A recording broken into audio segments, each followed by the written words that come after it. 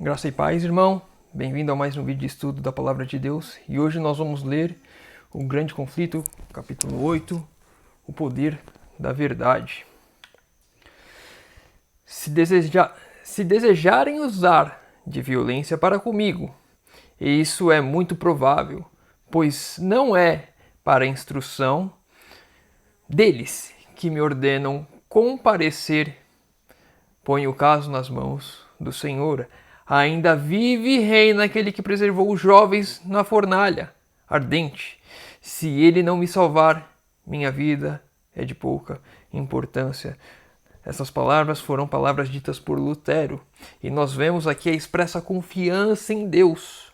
O Deus, nosso Deus, o Deus de Abraão, de Isaac, Jacó, o Deus de Daniel, de Sadraque, Mesaque, Abednego, ou Ananias, Misael e Azarias, aquele Deus que entrou na fornalha de fogo e os livrou, o Deus que entrou na cova dos leões e os livrou, o Deus que abriu o mar vermelho e livrou, o mesmo Deus agora ele entrega confiança nesse Deus, e independente se o mar não abrir, se a fornalha matar, se os leões devorarem, a confiança é exatamente a mesma, confiando que Deus vai decidir o destino da minha e da sua vida. Essa mesma fé de Lutero, que não importa o que aconteça comigo, Deus está no controle de tudo, é a mesma fé que eu e você devemos ter hoje, que muitas vezes não temos, muitas vezes estamos distraídos, entretidos com as nossas próprias vontades. E esquecemos de confiar em Deus, estamos sufocados pelos nossos problemas e esquecemos que Deus está no controle de tudo. Estamos preocupados porque estão nos perseguindo e esquecemos quem é Deus que está no controle. E não importa o que aconteça, Deus está no controle. Se tiver que morrer, que morramos no Senhor. Não me compete decidir se minha vida ou minha morte contribuirá mais para a salvação de todos. Podeis esperar tudo de mim, exceto fuga e abjunção. Fugir não posso, e menos ainda me retratar. Novamente as palavras de Lutero. Não importa se eu viver ou morrer, Deus vai decidir o que é melhor para a salvação das outras pessoas. E aqui é um ponto importante, né? Pode esperar tudo de mim. Devemos esperar tudo de mim e de você, exceto a fuga e a abjuração. Não devemos retroceder, não devemos fugir das batalhas do conflito, não devemos abandonar a palavra de Deus nos momentos difíceis. E muitas vezes eu e você estamos, sim, fugindo quando temos nova luz. A luz, o próximo degrau que temos que andar, que avançar, está ali brilhando e nós não seguimos em frente. É a mesma coisa que fugir, é a mesma coisa que retroceder, é a mesma coisa que se retratar. Não, aquilo ali não, eu sei que é verdade, mas eu volto atrás por medo das consequências. Devemos sim enfrentar todas as consequências e sermos fiéis em tudo aquilo que Deus nos pede. Quando em Worms circulava a notícia de que Lutero deveria comparecer perante a Dieta, houve geral excitação. Alejandro, delegado papal, a quem fora especialmente confiado o caso, estava alarmado e enraivecido. Tinha apreensões de que os eloquentes e poderosos argumentos daquele homem pudessem desviar da causa do Papa muitos dos príncipes, os príncipes alemães. Será que eu e você temos esses atributos também, assim como foram confiados a Lutero? Deus está querendo nos dar esses atributos também. Eloquência, poderosos argumentos que vão converter as pessoas a Deus. Mas não vai cair do céu como de paraquedas, nem um raio. Isso é consequência da nossa dedicação e estudo da palavra de Deus. Se eu não estudo, se eu não busco, eu não vou ter esses argumentos. Eu não vou ter argumentos sem estudo. Devemos estudar cada vez mais, nos aprofundar na palavra de Deus, para que não sejamos enganados por teorias humanas. Cada vez mais próximo de Cristo. Será que eu e você estamos seguindo esse caminho? Será que eu e você estamos olhando para isso? Estamos almejando isso? Conseguir ter argumentos para levar a verdade, converter as pessoas a Cristo? Ou estamos só acostumados, como a maioria está, satisfeito em ir para a igreja aos sábados, de vez em quando, outro dia, e olhe lá se vai no sábado, e olhe lá se vê um sermão, se estuda, se busca. Não devemos nos acomodar com esse mundo, não devemos nos acomodar em sermos cristãos, não devemos ser laodiceanos nesse momento. Devemos estar firmes e confiantes em Cristo, cada vez mais, buscando mais, cada vez mais em comunhão. Isso não vai acontecer se ficarmos acomodados com esse mundo. Os mesmos argumentos ainda se apresentam contra todos os que ousam mostrar em oposição a erros estabelecidos, os simples e diretos ensinos da palavra de Deus. Quem são esses pregadores de novas doutrinas? Esses são os argumentos usados contra. Foram usados contra Lutero e são usados hoje também. Eu já ouvi esse argumento contra mim, assim que eu entrei na igreja, e só agora eu percebo que isso foi usado contra mim.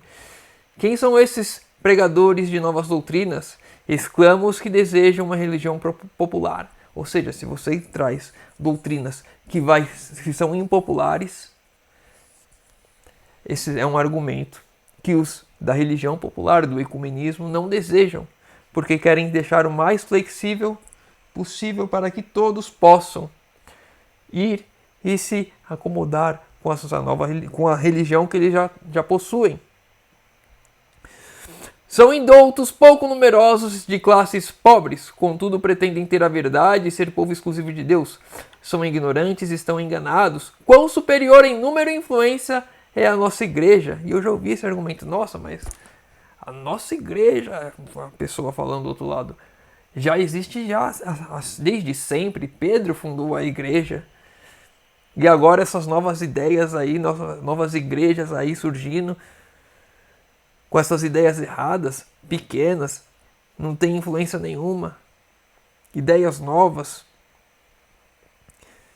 Já ouvi esse argumento de um católico, e era o mesmo argumento que foi usado contra Lutero. Tais são os argumentos que têm influência decisiva sobre o mundo. Tais são os argumentos, esses dois, que têm influência decisiva sobre o mundo. Mas não são mais conclusivos hoje do que foram nos dias do Reformador. Hoje nós vemos mais claramente esses argumentos. Hoje nós vemos mais claramente as pessoas se apegando àquilo que elas querem, rejeitando a verdade, porque a verdade é impopular. Sim, as pessoas não querem a verdade, as pessoas não aceitam a verdade, não aceitam mudar, estão acomodadas, estão conformadas. Mesmo dentro da igreja, há pessoas que sabem das luzes aquilo que devemos fazer, mas estão tão acostumadas com a vida como ela é, que pretendem mantê-la assim, não buscam reforma, não buscam reavivamento, não estudam, não têm comunhão. Pessoas que não estão nem aí para nada. Eu e você devemos ser diferentes e não devemos deixar que esses argumentos nos constranjam, nos façam voltar atrás, fugir da verdade ou até mesmo se retratar, parar de pregar e viver a mensagem. A mensagem da reforma de saúde é impopular dentro da igreja. As pessoas não querem viver isso, não aceitam isso, acham ruim quando se prega sobre isso. As pessoas fazem brincadeiras com isso, deboche. Já fui vítima disso várias vezes. Pessoas que sabem da verdade, conhecem a verdade, mas querem continuar vivendo suas vidas como elas bem entendem. A reforma não terminou com Lutero, como muitos supõem, continuará até o fim da história deste mundo. Aqui tem um ponto importante. Se eu não me engano, não faz muitos anos, faz uns 2 anos, acredito eu, que que teve o início do movimento protestante. E quando foi esses 500 anos da reforma, não lembro se foi o Papa ou se foram outras igrejas protestantes que falaram: a reforma acabou, não temos mais o que reformar. E aqui nós vemos um argumento totalmente contrário a isso. As pessoas querendo voltar a fazer amizades com Roma. As pessoas querendo voltar aos braços do Papa. E já está acontecendo. Nós vemos os líderes de várias igrejas tendo encontro com o papado, com o Papa, aceitando suas doutrinas, aceitando suas ideias. Líderes políticos já têm encontro com eles também, aceitando as suas ideias. Se você mora em São Paulo, se você já foi em São Paulo no domingo, a Avenida Paulista, uma das avenidas mais movimentadas da cidade, ela é fechada e não tem trânsito lá. Por quê? Depois do encontro o então prefeito na época, Haddad, que foi no Vaticano em uma reunião e trouxe essa ideia para cá. Se eu não me engano, foi em 2014 ou algo assim. Mas não tem muito tempo. Líderes voltando aos braços de Roma. A reforma não acabou, ela vai continuar até o fim. Deus vai nos revelando mais luz e devemos prosseguir com mais luz e levar mais luz ao mundo. Assim como Lutero fez quando recebeu a luz, eu e você também devemos fazer também. Uma providência onisciente havia permitido a Lutero compreender o perigo para que não confiasse em sua própria força, arrojando-se presunçosamente ao perigo. Não era, contudo, o temor do sofrimento pessoal, o terror da tortura ou da morte, que parecia iminente, o que oprimia com seus horrores. Ele chegara à crise e sentia sua insuficiência para enfrentá-la. Pela sua fraqueza, a causa da verdade poderia sofrer dano, não para com sua própria segurança, mas para a vitória do Evangelho. Lutava ele com Deus. E essa expressão lutava ele com Deus é a mesma expressão que nos dá quando Jacó lutou com o anjo, lutou com Deus. E assim como estaremos vivendo durante o tempo de angústia, lutando com Deus, para que estejamos verdadeiramente entregues a Deus, para que Deus assuma o controle das nossas vidas, e não mais eu ou você, mas Cristo vive em nós. Quando tomarmos ciência das nossas fraquezas, a importância de que não podemos falhar, porque a nossa falha, a nossa fraqueza pode ser sim um dano à verdade. Era essa a preocupação de Lutero, a verdade ser danificada, a verdade ser blasfemada, com que ele não fosse capaz de levar a verdade, de viver a verdade, de proclamar a mensagem que ele tinha, que ele sabia ser a certa, que sabia que vinha de Deus. O medo dele era esse, e ele via que era fraco para seguir adiante. E então ele encontrou forças em Deus para seguir.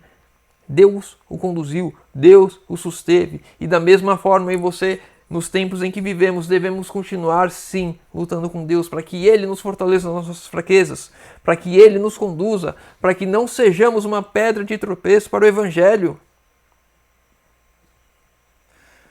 Mas estamos tão presos no mundo que esquecemos disso. E saem palavras torpes da nossa boca, vemos as coisas que não deveríamos ver, pensamos em coisas que não deveríamos pensar e vamos nos afundando nesse mar de lama, porque não passamos tempo com Deus, para que essas coisas, nos pequenos detalhes, Deus revele a sua vontade para nós e faça a sua vontade em nossas vidas. Com o espírito repousado em Deus, Lutero preparou-se para a luta que diante dele estava. Lutero encontrou um alívio para sua angústia, um repouso em Deus. E ali, sim, ele se preparou para aquilo que estava diante dele. Enquanto não estivermos em comunhão com Deus, não encontraremos descanso e não conseguiremos nos preparar para o que está por vir. Meditou sobre o plano de sua resposta, examinou passagens de seu próprio escrito e tirou das Sagradas Escrituras provas convincentes para sustentar sua atitude. Então, pondo a mão esquerda sobre o volume sagrado, que estava aberto diante dele, levantando a destra para o céu, fez um voto de permanecer fiel ao Evangelho e confessar francamente sua fé, mesmo que tivesse de selar com sangue o seu testemunho. Que fé! Será que, assim como Lutero, estamos prontos a dar o nosso sangue pela verdade, se assim for necessário? Confessar diante do mundo o Deus em quem cremos, a verdade que precisa ser dita hoje. Ou vamos continuar fingindo e brincando de sermos cristãos? Será que vamos conseguir dar os passos adiante que precisamos dar? Será que estamos firmes no propósito? Será que estamos tendo comunhão suficiente? Será que estamos descansando em Deus e confiando que Ele vai nos conduzir? Confiando que não importa, quer vivamos ou morramos, que a vontade de Deus seja feita em nossa vida? Ou será que eu estou muito preocupado com as coisas desse mundo? Com as coisas que me agradam aqui? Com as coisas que me atraem aqui? Com as coisas que me prendem aqui? Com os pecados acariciados? E vou deixando de fazer aquilo que deve ser feito para a honra e glória de Deus, confiando que, independente de que aconteça, devemos permanecer fiéis. E só faremos isso se a nossa entrega for total, porque a pressão vai ser tão grande que já está vindo. A pressão vai ser tão grande, tão forte, que aqueles que não estiverem 100% entregues irão se desviar, irão fraquejar, irão retroceder, não terão a sua confiança firme na rocha. Será que eu e você, como Lutero, podemos afirmar isso? Que se tivermos que selar o nosso testemunho com sangue, que assim seja, para a honra e glória de Deus? Será que estamos dispostos a sofrer o que tem que ser sofrido aqui nessa terra, por amor a Deus? Bom, vamos encerrar por aqui. Se o irmão ficou com alguma dúvida, deixa nos comentários. Se o irmão tem alguma outra parte do grande conflito, do capítulo 8, queira comentar, deixa nos comentários. Pede geração nos comentários, que eu vou estar orando por todos. Convido os irmãos puderem fechar os olhos para falarmos com Deus. Senhor Deus, Pai amado, obrigado, Senhor, porque mais uma vez temos a oportunidade de abrir a Tua Palavra e de estudar. Pai querido, te pedimos, Senhor, que o Senhor, por favor, venha trabalhar em nossas vidas. Faz o Teu querer em nós, Senhor. Derrama o Teu Santo Espírito sobre nós. Nos conduza, Senhor. Ainda que andemos pelo vale da sombra da morte, que não temamos, porque temos o Deus que irá nos guardar, que irá nos suster, e ainda que morramos, Senhor, que seja para a honra e glória do Teu santo nome, que o nosso testemunho, confiança e amor pela verdade seja sempre presente em nossas vidas, Senhor. Te pedimos isso em nome de Jesus. Amém. Meu irmão, fica com Deus e que Deus te abençoe.